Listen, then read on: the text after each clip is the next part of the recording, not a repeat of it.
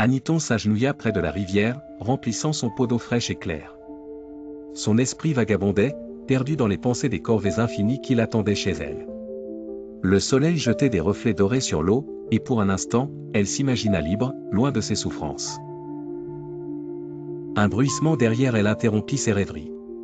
Elle se retourna brusquement et vit son fidèle chien, Bingo, s'avancer lentement. Mais cette fois, quelque chose d'inhabituel pendait entre ses crocs. « Qu'est-ce que tu as trouvé, Bingo » murmura-t-elle, intriguée. Bingo posa délicatement sa trouvaille sur le sol. Aniton écarquilla les yeux, une petite sirène blessée se trouvait devant elle, son corps frêle et sa queue scintillante à peine animée. « Oh, petite créature! Où as-tu été blessée »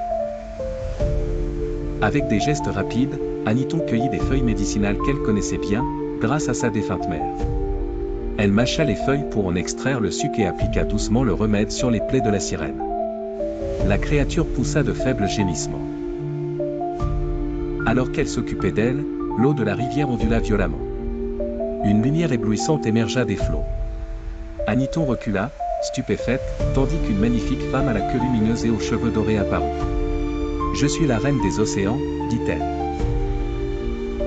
D'une voix tremblante, Aniton répondit, « Elle est là, entre de bonnes mains. » La reine s'approcha, ses yeux brillants d'émotion. « Ta gentillesse envers ma fille ne sera jamais oubliée, » dit-elle avec gratitude.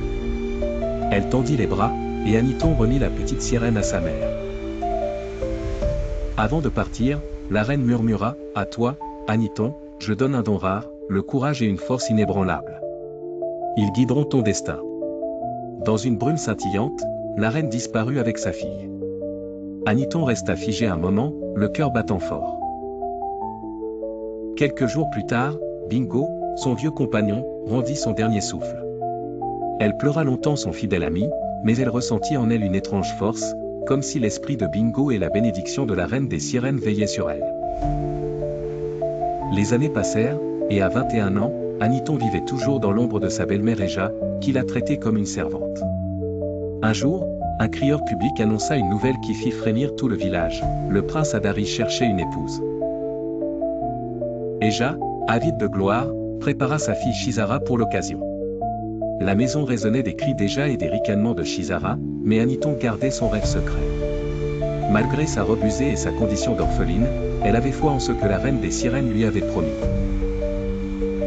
Pendant les jours qui suivirent, Aniton travailla dur, économisant en aidant les autres villageois à porter leurs charges. Finalement, elle put s'offrir une robe simple mais propre. Le jour de la grande sélection arriva. Shizara était rayonnante dans ses vêtements somptueux, mais Aniton, avec sa robe modeste et son cœur pur, était déterminée à tenter sa chance. Au palais, toutes les jeunes filles attendaient nerveusement leur tour. Aniton, au fond de la file, se tenait droite, cachant son anxiété. Soudain, une voix familière résonna dans la salle, « Quel est ton nom ?» Elle se retourna et vit le prince Adari, qui se tenait juste devant elle. « Hein ?